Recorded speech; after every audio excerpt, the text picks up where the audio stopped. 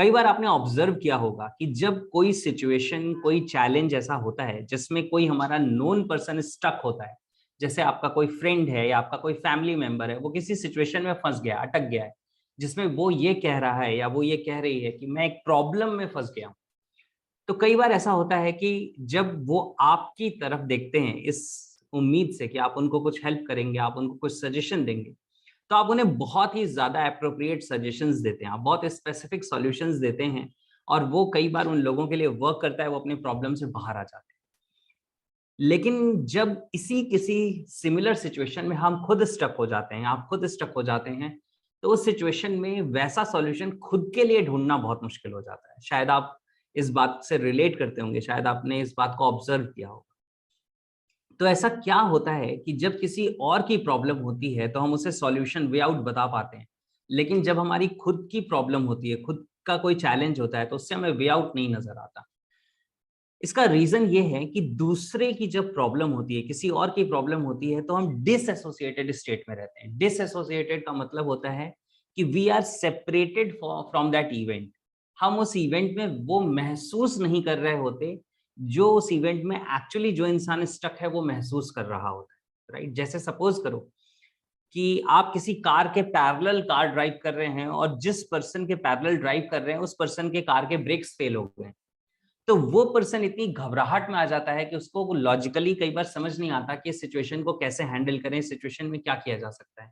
लेकिन क्योंकि आप वो फील नहीं कर रहे, आप उसके पैरेलली ड्राइव कर रहे हैं, तो आपका माइंड ये वर्क करता है और आपको कई बार सॉल्यूशन सजेस्ट करता है कि इस सिचुएशन में कार का अगर इग्निशन ऑफ कर दें तो थोड़ी देर के बाद कार वैसे भी स्लो डाउन हो जाएगी, राइट? और क्या-क्या ऑप्शंस हैं, क्या-क्या अल्टरनेटिव्स हैं। शायद जो कार है उसको बिल्कुल स्ट्रेट अगर रखा जाए तो धीरे-धीरे वैसे भी वो स्लो डाउन होने वाली है, या किसी एक पर्टिकुलर लेन के साइड में कर लिया जाए, या उसे शायद मड पे यानी कि जहाँ रेत है या मिट्टी है वहाँ पे उतार दिया जाए तो वो किसी को हिट नहीं करेगी और कुछ समय बाद रुक जाएगी। ये सारे आइडियाज़ आपके खुद के माइंड में आ जाते हैं जब आप पैरेलली ड्राइव कर रहे हैं, क्योंकि आप वो महसूस नहीं कर रहे जो ये कार में बैठा हुआ पर्सन महसूस कर रहा है, क्योंकि आप डिसएसोसिएटेड स्टेट में हैं। तो होता क्या है कि जब भी हम अपनी सिचुएशंस में डिसएसोसिएटेड होते हैं, यानी कि दूर से उस सिचुएशन को देखते हैं, तो हमें सॉल्यूशंस नजर आते हैं, हमें ओवरऑल पिक्चर नजर आती है। लेकिन जब हम खुद उस सिचुएशन में स्टक होते हैं, एसोसिएटेड होते हैं, तो हमें वो सॉल्यूशंस नहीं नजर आते, वो सॉल्यूशंस नहीं दिखते हैं। और इसी को अगर आप स्पिरिचुअलिटी की लैंग्वेज में बात करें, तो स्पिरिचुअलिटी में कई बार इसे साक्षी भाव या साक्ष्य दृष्टा भाव कहा जाता है कि आप साक्षी भाव में आ जाएं, आप दृष्टा भाव में आ जाएं। आप उस सिचुएशन में स्टक ना रहें, इंगेज ना रहें, बल्कि आप उस सिचुएशन के एक दृष्टा बन जाएं, ऑब्जर्वर बन जाएं।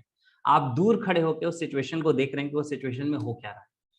तो एनएलपी क्या कहता है? एनएलपी सजेस्ट करता है कि अगर ये ऑब्जर्वेशन सही है कि एसोसिएटेड स्टेट में होने पे हमें सॉल्यूशंस नजर नहीं आते हैं, डिसएसोसिएटेड होने में सॉल्यूशन समझ आते हैं, तो क्यों ना हम इसके लिए एक मेंटल टेक्निक क्रिएट करें, क्यों ना हम एक ऐसी टेक्निक को यूज करें जिस टेक्निक की मदद से हम अपनी लाइफ की खुद की सिचुएशन में अपने आप को डिसएसोसिएट कर सकें।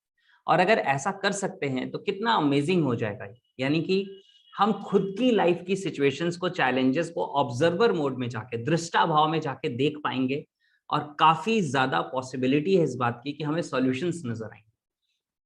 तो इसके लिए एनएलपी जिस टेक्नीक को सजेस्ट करता है, उस टेक्नीक को कहते हैं सिल्वर फ्रेमिंग या लिटरल रीफ्रेमिंग, राइट? ये टेक्नीक क्या होती है? नाम से परेशान होने की ज़रूरत नहीं है, समझने की ज़रूरत है। सिल्वर फ्रेमिंग का मतलब क्या है? एनएलपी ये सजेस्ट करता है कि आप ऐसे विजुअलाइज़ करिए जैसे आपकी लाइफ़ की वो सारी सिचुएशन चल रही है अभी। जिस सिचुएशन में आप हैं, जो आपको चैलेंजिंग लग रहा है, ये सारी सिचुएशन चल रही है। नाउ आप इस सिचुएशन को फ्रीज कर दीजिए, जस्ट क्लिक पॉज बटन, या जैसे कहते हैं ना, आप उसका एक स्क्रीनशॉट ले लें और वो जो सिचुएशंस चल रही हैं वो सिचुएशन स्टिल हो गई, स्टिल फोटोग्राफ बन गई। Now walk backwards. अब आपको क्या करना है, क्योंकि आपकी जिंदगी की ही पिक्चर थी जिसका आपने स्क्रीनशॉट लिया है, तो आपको क्या करना है, आप कुछ कदम पीछे लेके आने हैं। आपको मेंटली ऐसे इमेजिन करना है कि वो जो सिचुएशन है वो अब आपके सामने है गई और आप उससे कुछ कदम पीछे आ चुके हैं। तो अब आपको कैसी दिख रही है वो सिचुएशन? एक ऑब्जर्वर के जैसे दिख रही है। Now you are in observer mode और आप ऑब्जर्व कर रहे हैं ये सब कुछ क्या चल रहा है। इसमें एक फाइन ट्यूनिंग, एक फाइन लाइन है जो समझने की जरूरत है।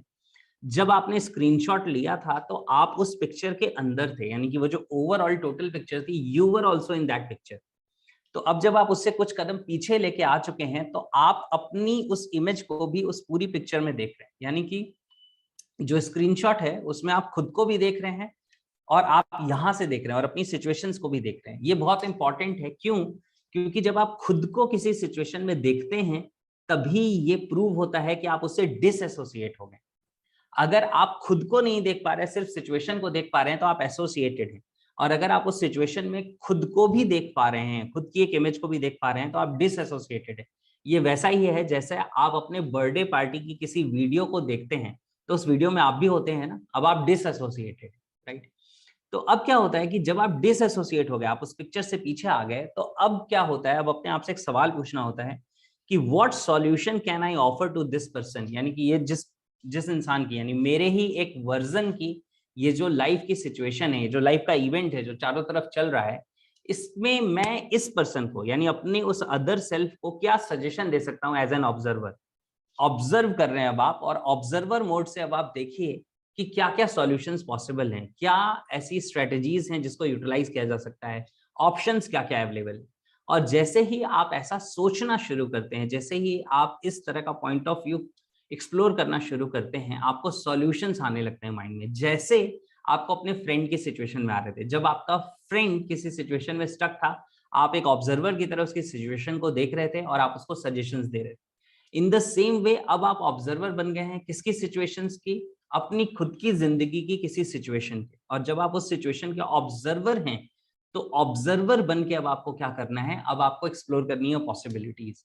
और अब आपको वो पॉसिबिलिटीज नजर आएंगी क्योंकि अब आपको एक ओवरऑल पिक्चर दिख रहा है। इसमें एक काम और करते हैं, जैसे इमेजिन करते हैं कि ये जो आपको स्क्रीनशॉट दिख रहा है, आपको जो पिक्चर दिख रहा है, इसके चारों तरफ एक सिल्वर बॉर्डर का फ्रेम है, एक सिल्वर फ्रेम है। अब सिल्वर फ्रेम से क्या होता है, बेसिकली आपका माइंड ये समझ जाता है कि ये रियल लाइफ सिचुएशन नहीं चल रही है चारों तरफ, बल्कि ये एक फ्रेम्ड पिक्चर है जिसे मैं देख रहा हूं। और जो फ्रेम्ड पिक्चर्स होती हैं और जो फ्रेम्ड नहीं होती हैं, पैनोरामिक होती हैं, दोनों में डिफरेंस ये होता है, पैनोरामिक पिक्चर्स में आप एसोसिएट रहते हैं, इस बात के चांसेस ज्यादा होते हैं। लेकिन फ्रेम्ड पिक्चर्स जब आपका माइंड क्रिएट करता है तो उसमें आप डिसएसोसिएटेड होते हैं, बिकॉज आपका माइंड रीड कर लेता है this is just a picture, ये एक पिक्चर है, this is not reality, this is not something that is going on right now in this moment. तो ऐसी सिचुएशन में और इस पॉइंट ऑफ व्यू से जब आप सिचुएशंस की तरफ देखते हैं, तब आपको सॉल्यूशंस नजर आते हैं, तब आपको ऑप्शंस नजर आते हैं। और उन ऑप्शंस को जब आप ऑब्जर्व करते हैं, एनालाइज करते हैं कि ठीक है मुझे क्या क्या ऑप्शंस नजर आ रहे हैं, आप कहते हैं what is the option one, और एनएलपी कहता है it is better to have more choices, ज्यादा चॉइसेस होना बेटर है। तो आप अपने आप से एक सवाल पूछिए कि ठीक है ये एक चॉइस है जो मैंने सोची है, सिचुएशन में क्या किया जा सकता है, what else is the possibility, और पॉसिबिलिटी क्या है, व्हाट एल्स इज पॉसिबल, और क्या possibility, then what else is possible, what else is the possibility. जब आप इस तरह से ऑप्शंस को एक्सप्लोर करते हैं तो आपको 3-4 ऑप्शंस नजर आएंगे कि क्या क्या किया जा सकता है। अब हर ऑप्शन के साथ आप एक्सप्लोर कर सकते हैं। अगर मैं ऑप्शन 1 चूज करूं तो how this picture is going to unfold, यानी कि जो मैंने ये सिल्वर फ्रेमिंग में एक पिक्चर को देखा, अपनी जिंदगी के एक सिचुएशन को देखा है, ये सिचुएशन अनफोल्ड कैसे होगी। यानी कि अगर मैं सॉल्यूशन 1 इंप्लीमेंट करूं तो रिजल्ट्स क्या आएंगे, सॉल्यूशन 2 इंप्लीमेंट करूं तो रिजल्ट्स क्या आएंगे, सॉल्यूशन 3 इंप्लीमेंट करूं तो रिजल्ट्स क्या आएंगे। अब आपको देखना है कि जहां पे आपको ये नजर आ रहा है कि now here the results are going to be better, तो आप उस पर्टिकुलर सॉल्यूशन को पिक कर सकते हैं और फिर विजुअलाइज कर सकते हैं, अपने आप को देख सकते हैं कि उस सिचुएशन में आप उस सॉल्यूशन को कैसे इंप्लीमेंट कर रहे हैं और क्या रिजल्ट्स आ रहे हैं। Now there is a high probability, एक बहुत ज्यादा हाई प्रोबेबिलिटी है, ज्यादा चांसेस हैं कि अब आप ज्यादा सही सॉल्यूशंस तक पहुंच गए। और इसके लिए आपने क्या किया है, अपनी ही माइंड के रिसोर्सेज को यूज किया है। So this is how this powerful techniques called silver framing या लिटरल रीफ्रेमिंग वर्क्स। और इसमें आप समझ चुके हैं कि एसोसिएटेड स्टेट क्या होता है और डिसएसोसिएटेड स्टेट क्या होता है और कैसे आप इसे यूटिलाइज कर सकते हैं, right. So this is very amazing technique, आप इसको जरूर यूज करिए और आप देखेंगे कि कई बार आपको वो सॉल्यूशंस, वो रिजल्ट्स नजर आएंगे जो पहले कभी नजर नहीं आए थे, right. I hope this makes sense.